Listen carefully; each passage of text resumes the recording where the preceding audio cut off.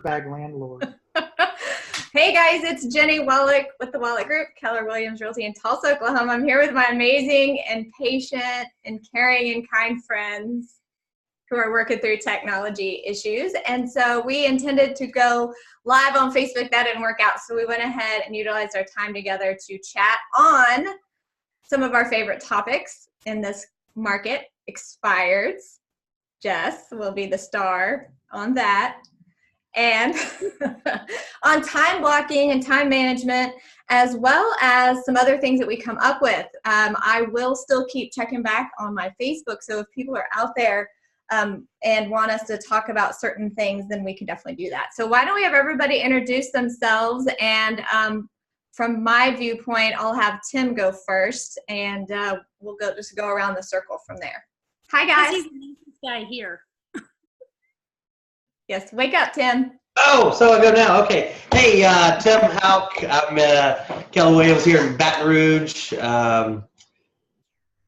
Yeah. Yep, twins.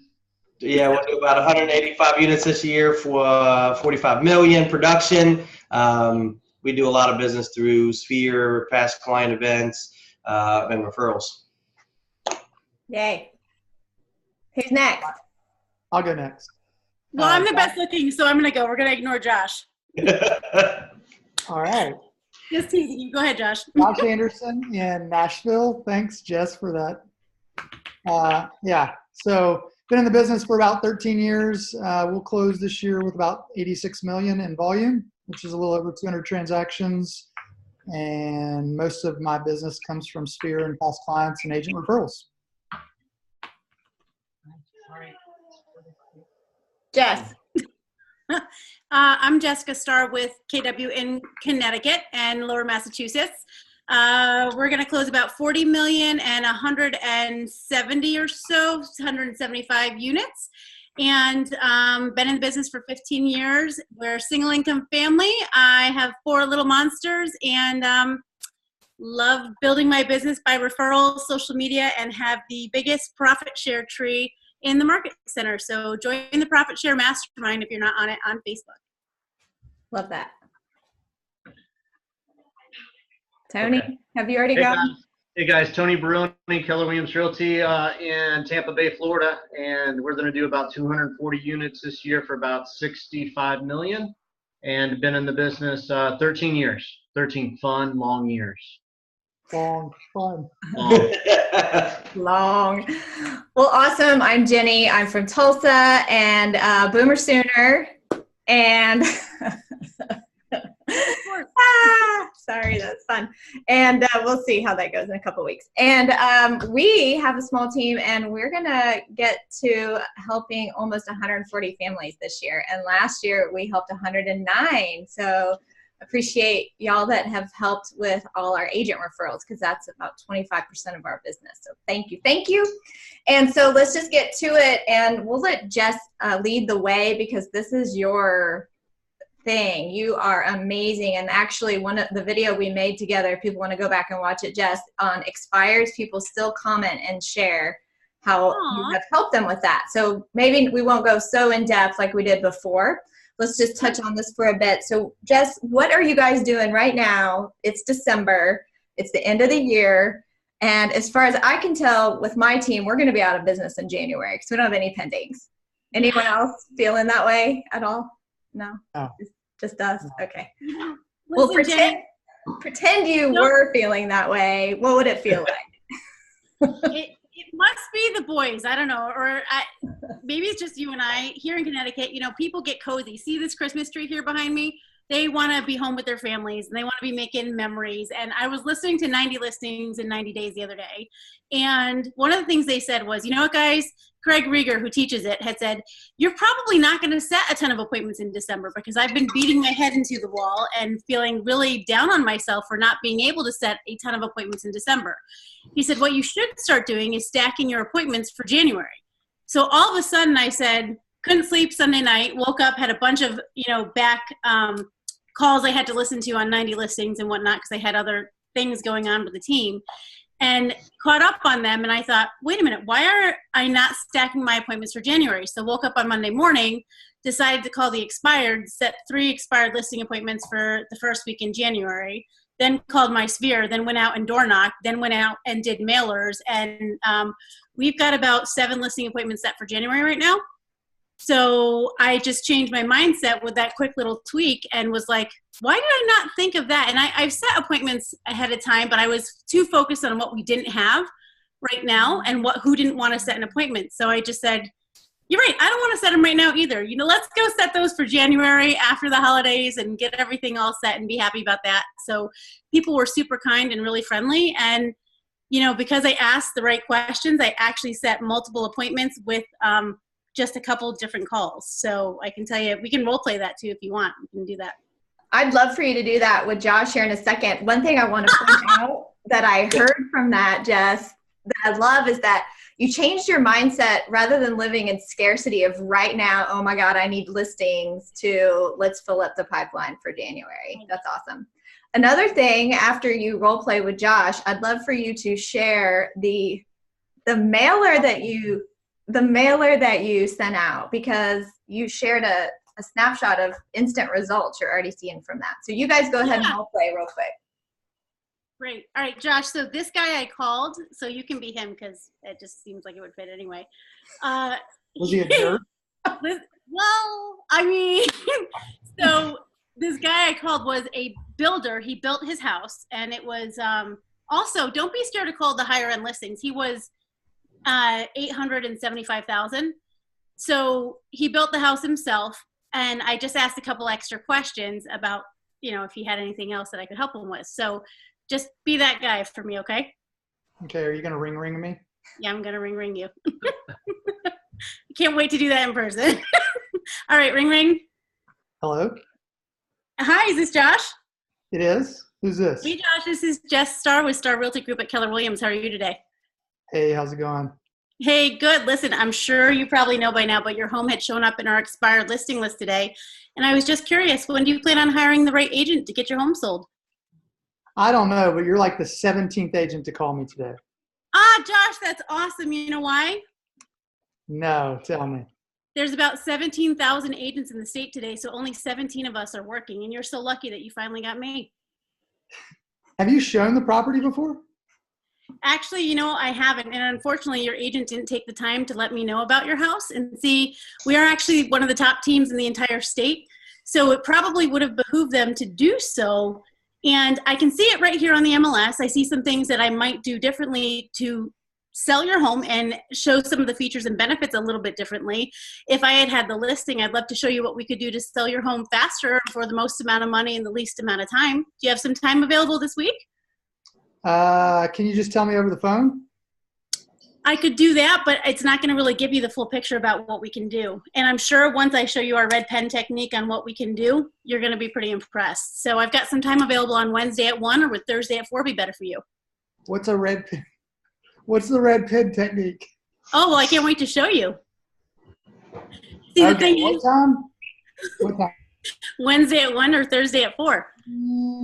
How long is the appointment going to be? Well, it can be as long or short as you want. It can be as little as 15 minutes or as long as an hour, up to you.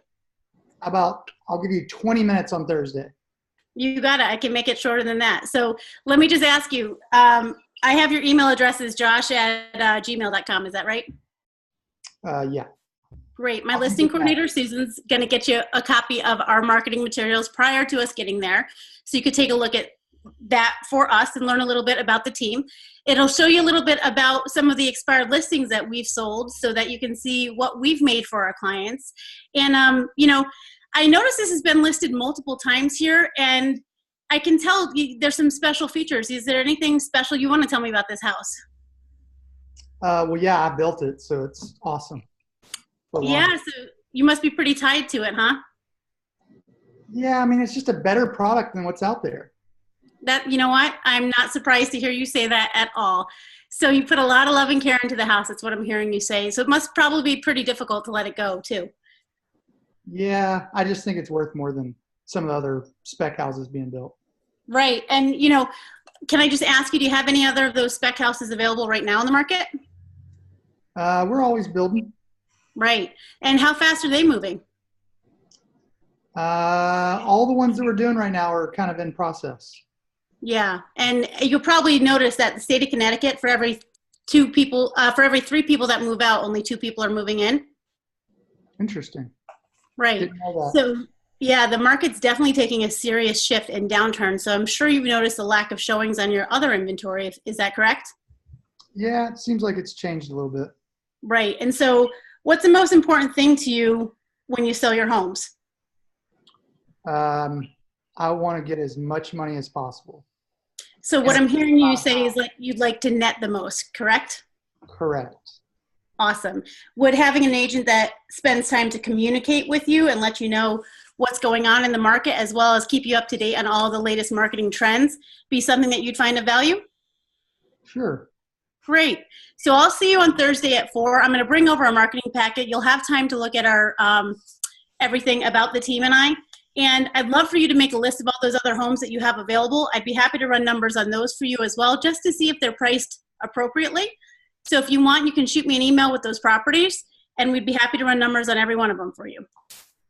Cool. Thanks. Sounds good. I'll see you then. So that's how that went. Yeah, I'm going to hire you. He had 7 properties. Yeah. 7 properties? 7. Awesome. Congratulations. Good job. Yeah. Nice. So asking somebody if they have any other real estate you can help them with. And the thing is, I didn't get to do it with you, but I also asked him where he's going. He said later he was thinking about getting his real estate license. So I said, why don't you go to Massachusetts? It's faster. Let me help you. By the way, there's profit share. So, you know, there's other avenues you can prospect. So if that guy doesn't use me, maybe I can put him in my profit share. If not, I can refer him to people, right? Yeah. I like it. Yep. I Would any love of it. you guys hire me? Higher. Thanks. Hey, Jess, so say that hadn't gone the way that you didn't get to set an appointment. Why don't you share what your follow-up process and systems are whenever, whether it's an expired or for sale by owner even? So if I've talked to them and they haven't set the appointment, but Yeah. it seems like they had interest in me still? Yeah.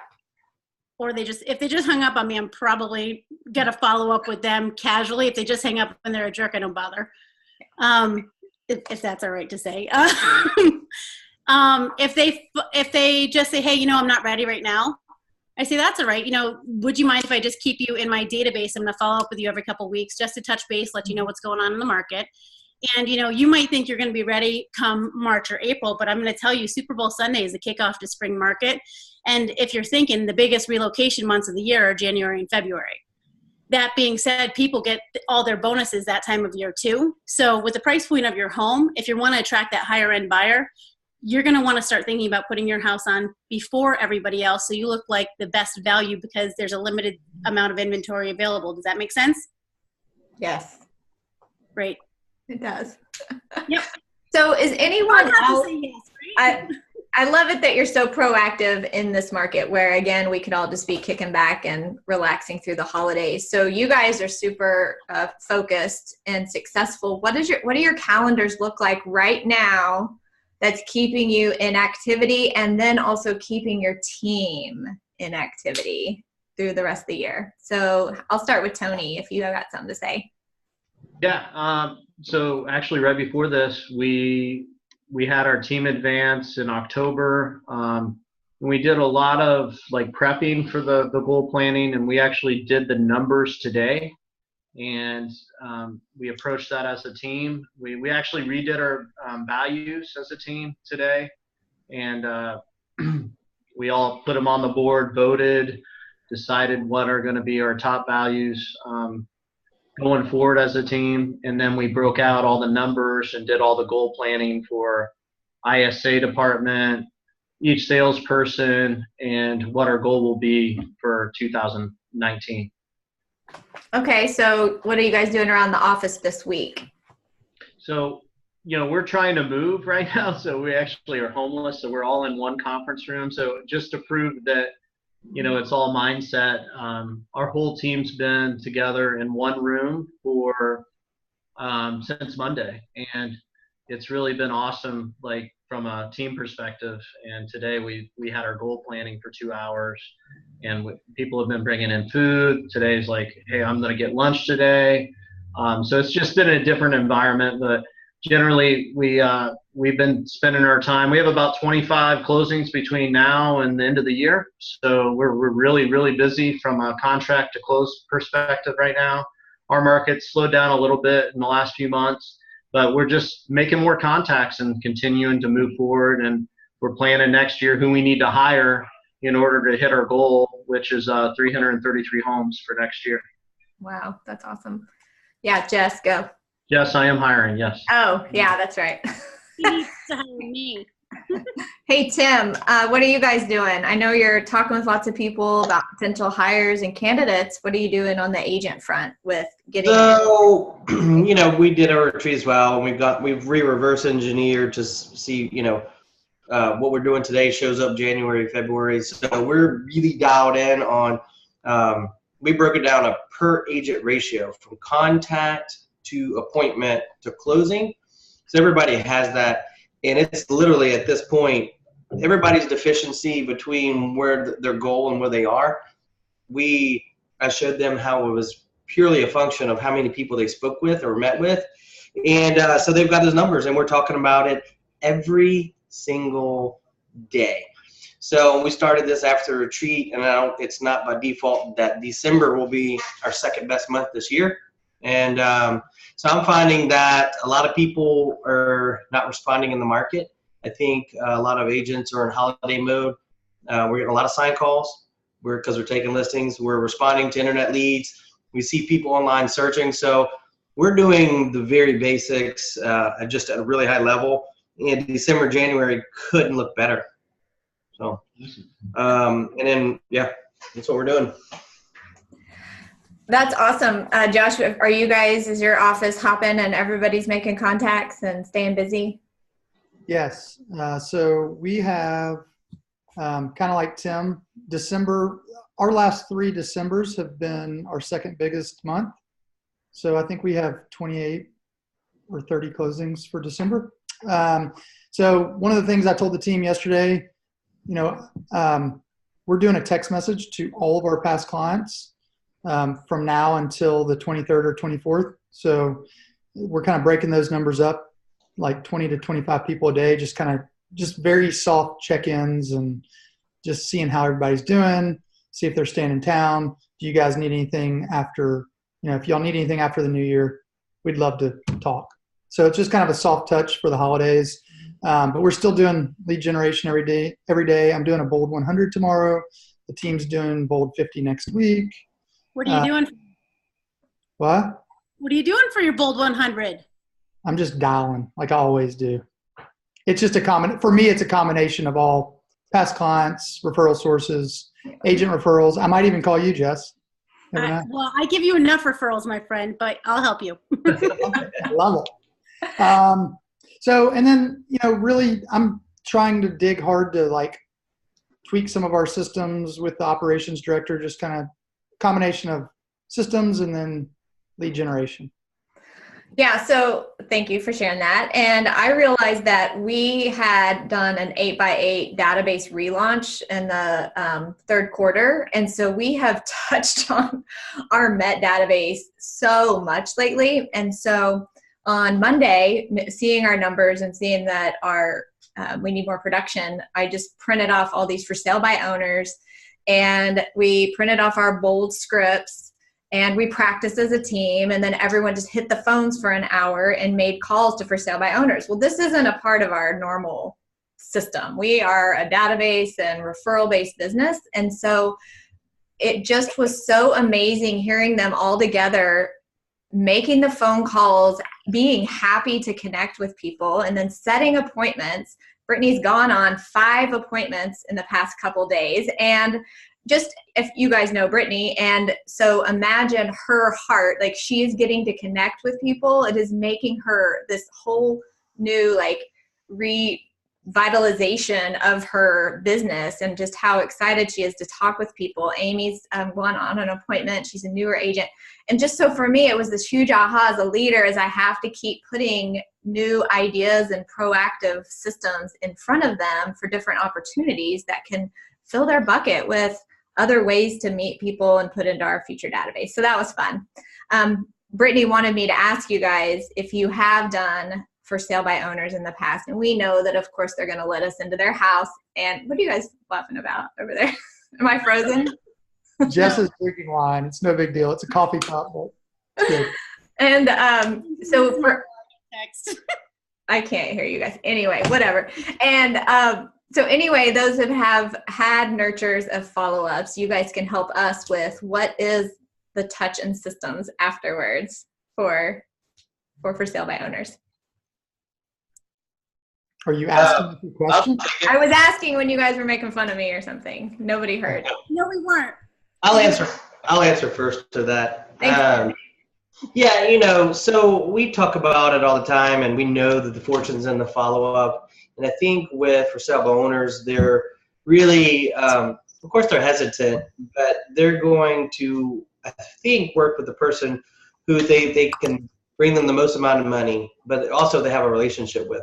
So if they're hesitant to form a relationship, that means they don't have a realtor, or they know someone that they may not necessarily want to be in a professional relationship with. And so it's a very, just systematic long-term follow-up until they've either listed their house with someone or just given in and actually wound up listing with us.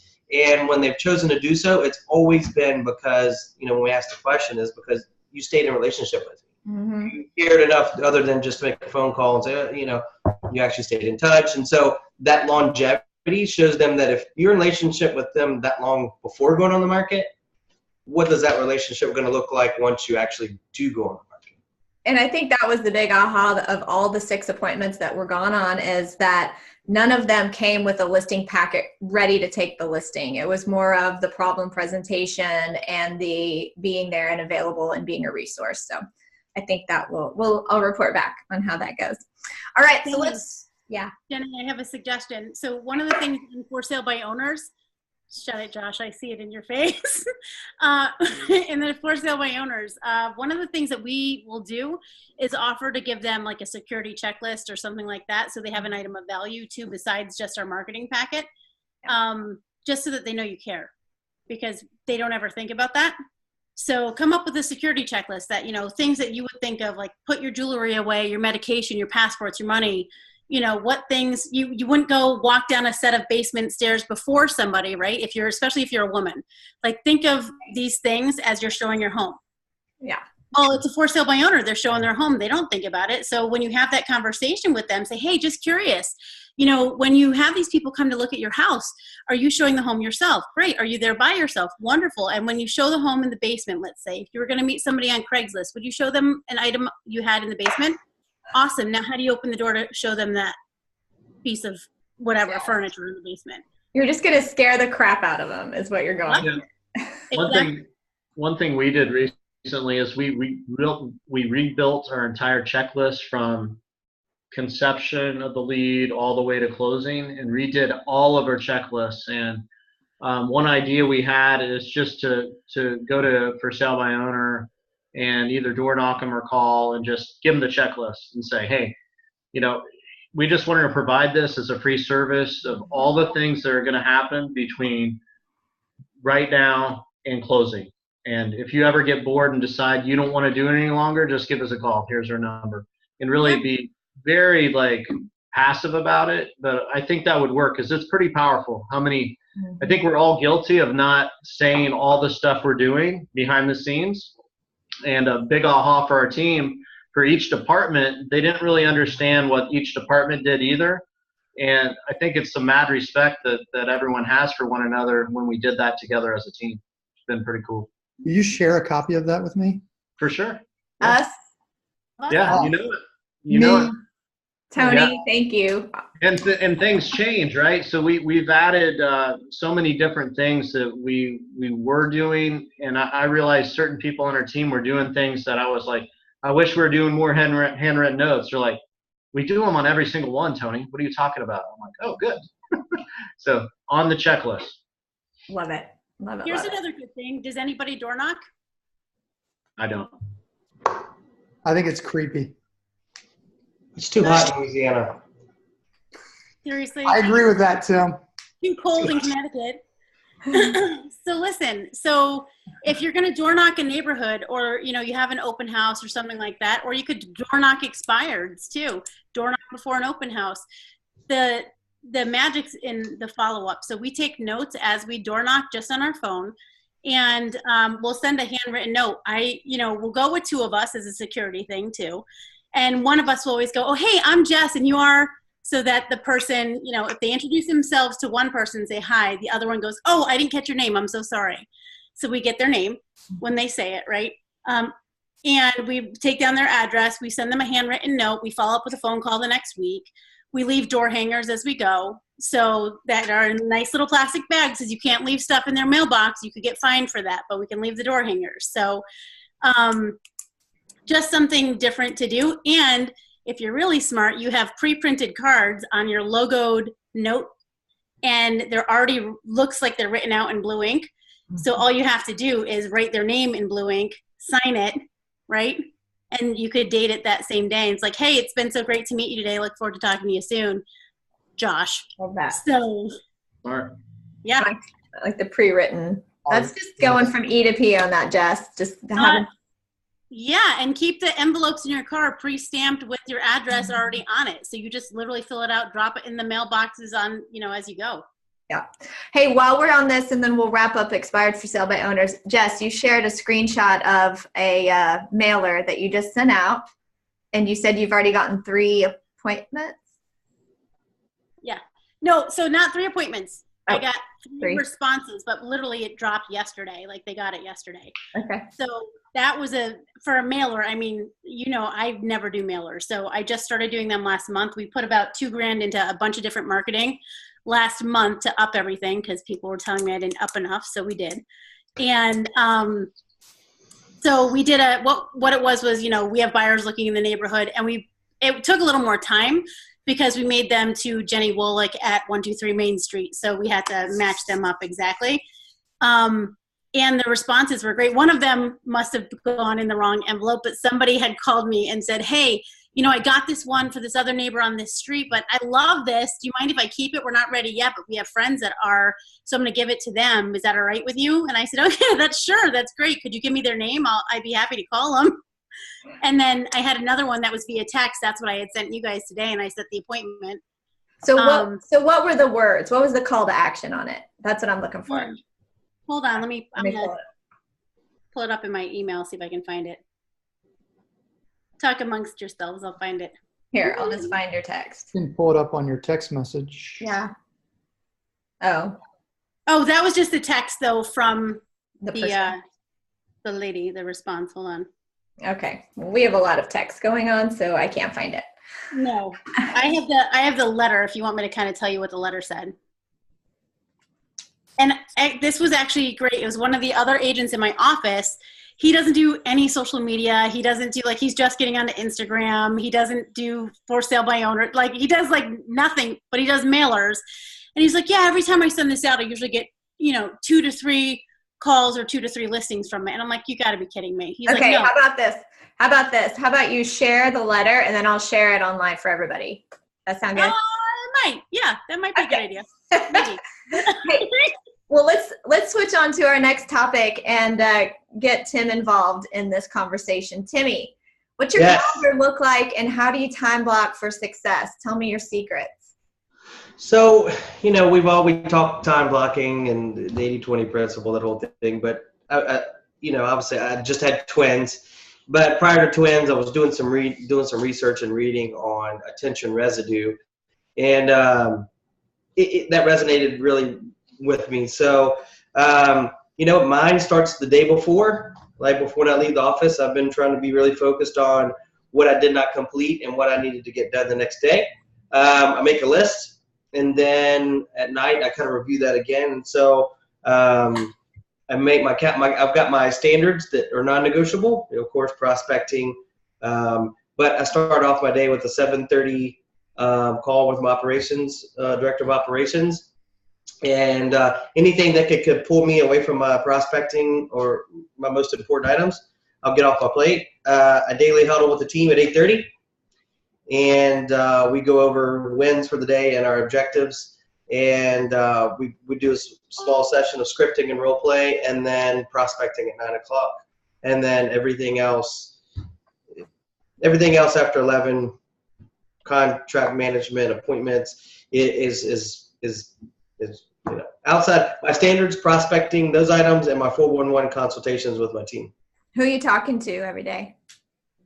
For clients, it's past clients, Sphere. I do have an ISA who was queuing up some appointments that, so he probably sends me on 2 appointments a week. The rest of those go to the team. Outside of that, I'm not working leads. It's strictly past clients and sphere of influence.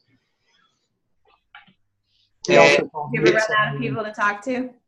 No, I struggle to get through the database. I mean, they're on a 36 touch where I do handwritten notes. And so prospecting time for me isn't strictly phone calls. There are handwritten notes in there. There are scheduled emails, and there's phone calls. So no, I don't have a problem with people to talk to. The consistency and the contacts is paramount. Yep. What do you do, Josh? Mine's similar to Tim's. Wake up at 4:42 every day. I know it's really random. Hey, Jeff, don't look. I got a whole story behind it. I can't wait to rewind and watch the eye roll. That was the best eye roll I've ever seen, Jess. There's so many. Please, that one. Hey, let me tell you. Okay, time blocking with Josh right now. 4:42, I wake up. So it's 4:37 3 days a week when I work out in the mornings, and then really it's starting. I'm gonna fast forward all the stuff I do until actual lead generation. So from 8:30 to 12, I lead generate, and similar to Tim, it's all past clients, referral sources, agent referrals. It's not any for sale by owner, expireds, any of that stuff. So, and then if I don't have appointments stacked in the afternoon, I a lot of times just lead generate all day long and just kind of stacking things up. And kind of like Jess, I really haven't done a lot of appointments this month. I'm stacking a lot of them for the first 2 weeks of January. So we've already got some set, and we're just kind of following up on others to do that, just to set them. But, as far as time blocking, I think it's the one thing that realtors can't figure out, or have I won't say can't, they struggle with figuring out how to make it work for them. And it's the one thing that I think allows somebody to be successful at a high level. Like, it's a secret sauce. Yeah, it doesn't really matter, in my opinion. Like, doesn't matter how great your scripts are if you can't organize your calendar and day to sit down and make outbound phone calls for 2 to 4 hours a day. And I always tell new agents, I know it's overwhelming. Start with something so stupid small that you can't not do it. Start with like 2 contacts a day. Do that for 2 weeks, then go to 4 contacts a day, and do that for 2 or 3 weeks. And so I kind of have my 5 things that I think make an agent successful. And I always tell people the one thing that's the most important that matters for the other 4 things is the time blocking and setting up your day for success. And if you erase, you have to replace. And there's going to be times when those things come up. And I just think those are, I don't think you learn that in school. I don't think, it's just one of those things I think people have a really hard time doing. And they know to do it. They just don't know how to. I think everybody's looks a little bit different. Okay, so you said there's 5 things for a successful agent. So we time block. Yeah, wow. So it's scripts. It's know the scripts, know the language of real estate. It's database outside of your sphere. I'm sorry, scripts, database, lead generation is pick one additional outside of your sphere and your database, and then it's time blocking, and it's know your numbers. Yeah. So let's pretend that I'm an agent on your team and I am not nailing this at all. So how do you coach around them understanding the value of lead generate, of doing these 5 things every single day?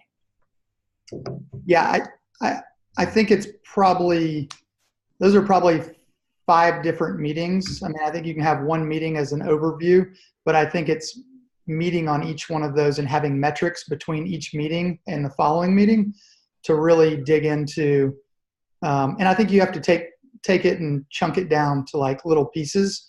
Because I think if in a week you say, all right, new agent, I want you to come to me with the perfect schedule and start implementing it, not going to happen. They're going to get frustrated and they're going to move to something that's easy. Right. And I think you've got to just really chunk it down and make it really simple for them and start with like little baby bites. So I don't know if that answered your question really at a high level, but I think it's a lot of meeting with people because yes, we do. When we have a new agent, they have to have script partners and they have to do certain things around that. And that's probably one of the easier things. I'd say it's things that they don't really like, but it's the easiest to like memorize and internalize. I think people really struggle with their calendar because they've never, from the time you're born until through college, like, yes, you have to go to classes or do this or do that, but people are kind of telling you what to do and where to be. Once you're an independent contractor, you don't really have to show up.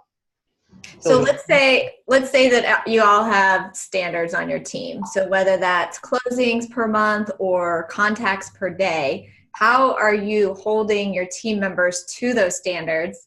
And then what's the punishment or repercussions if not? And then how do they get back in your good graces when they have, how do they earn the right to receive referrals again or leads? Anyone have a call on that? Yeah. I'll go. I'll go in that category. Really, for us, it's all starts with, it goes with the time block. It's really the 411. And on the 411, it's due every Sunday night. And like my penalty to my coach, which I asked him to hold me accountable, it's $1,000 if I don't send my 411. And then our team has just followed suit really with that. And we hold everyone accountable to their 411 and then their goals. So if someone's not succeeding at their goals, Jennie, I would say, did your goal change or did your commitment change? And it's really that simple of a conversation. And then, what do you need from me to help you hit your goal here? And then you talk it out and figure it out. So I always like to hear, leadership is teaching people how to think. And I feel like I spend a lot of my time just discussing that topic specifically with my leaders on my team that I coach. This year, out of the 240 families we served, I've helped 33 myself. So I'm more in a leadership role on my team at this point, and it's really getting them to be as productive as possible. And then our team strategy is a little different from, we don't have tons of people. We have a lot of staff, but we don't have a lot of salespeople. So we've built leverage around them so then they can have massive businesses within our organization. So like Kate on our team is going to do 63 units this year. Craig's going to do just under 100, and that's a listing agent. So we're building it that way instead of having 20 salespeople. And that's just what we've decided as a team. And the goal is for them not to leave because they have all the leverage needed here, and then they have that continual growth because talent wants you to push them, right? They don't want you to be complacent. They want that push behind of, hey, let's strategize together and we can build it together bigger than what they could on their own. Love that. Anyone else want to share on that? We do. So we have a lead generation tracker, a 15th day protocol tracker too. So, we keep all our appointments in there, and if we're not in there, the team comes and prospects together.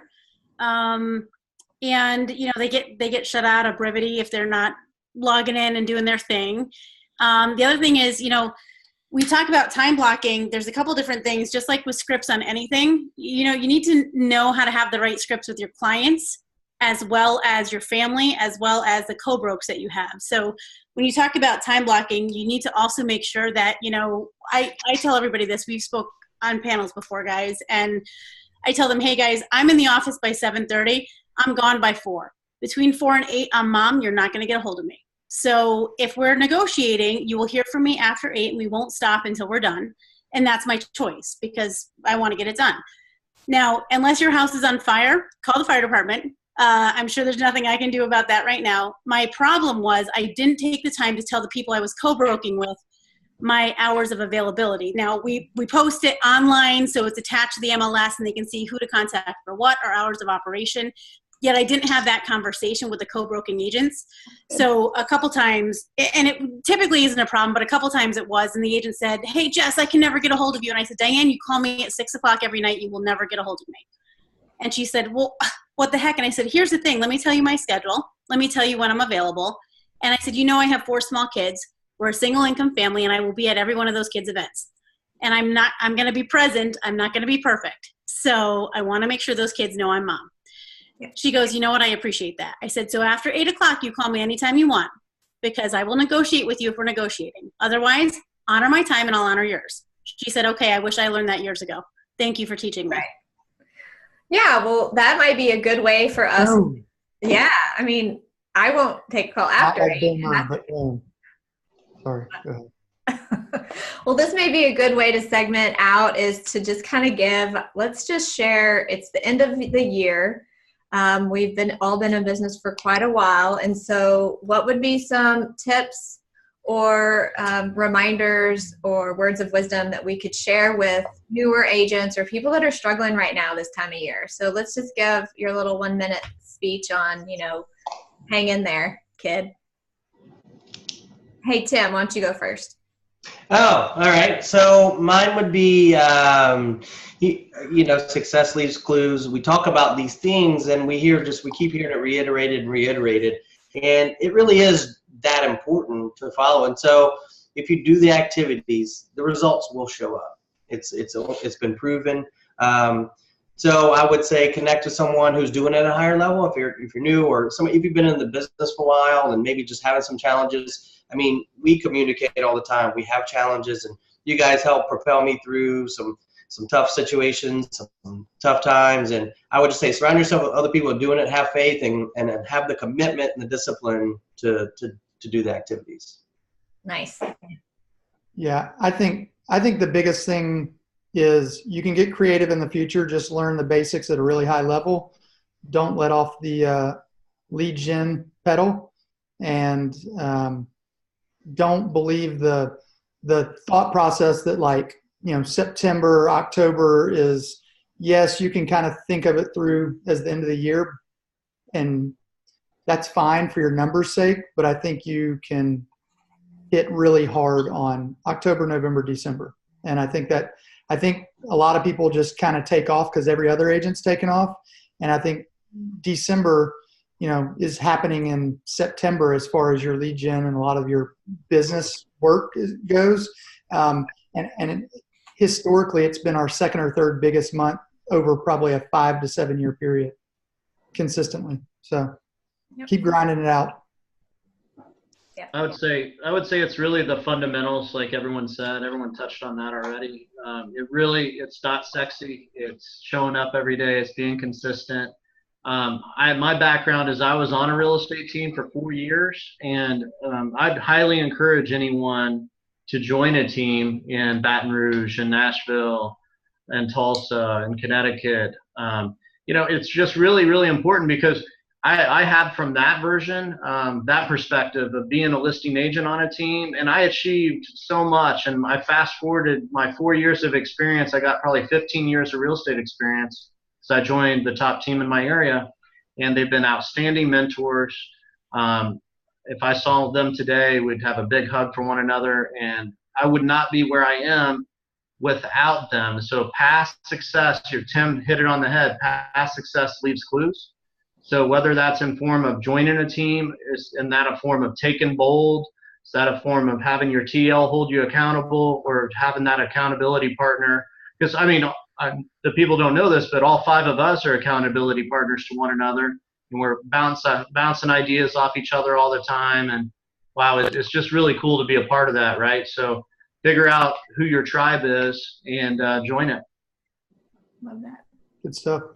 I would say the biggest thing, last thing on time blocking, because it's one of the things that's so important. In real estate, it's so easy to get involved in so many different things. Go to happy hours and be away from your family and be away from your home. And so many of us forget what's most important. and forget those people that are going to be by our bedside our last days. So I'd encourage everybody to time block in their date nights, and I'd encourage everybody to time block in time with their children. And those things are so important. Health and family time, put those in, and your vacation as your big rocks first. I just wrote up a class that I'm going to start teaching in our market center and maybe somewhere else too, called Present Over Perfect, because I think this is so important. And I think so many people miss this nugget, and they get into this career for the flexibility, and the flexibility can be the most dangerous thing. So unless you treat this like a career, like a job, and actually do those activities consistently and honor your schedule, this is the secret sauce. Time blocking is the reason I switched from Prudential to Keller Williams. It had nothing to do with the money. They showed me how I'd get my life back. So learn how to do that, and that will solve all of your problems. There's no money problem, lead generation, and time blocking. That is so true. I love that. That was good. I would just say discover your passion and what you love inside of this business. And remember, it's a contact sport. So Josh makes phone calls to people. Josh is awesome at making phone calls as well. For me, it's just having coffee dates or going shooting videos and promoting other businesses and teams. Like that fills my soul up, and I love that. Or teaching classes. I mean, just ways to stay productive and purposeful in this fun business that we have. So I appreciate you guys for your time. We'll work again another one to maybe go live on Facebook. So have happy holidays. I love y'all, and see you later. Bye. See you guys. Bye, guys. Bye.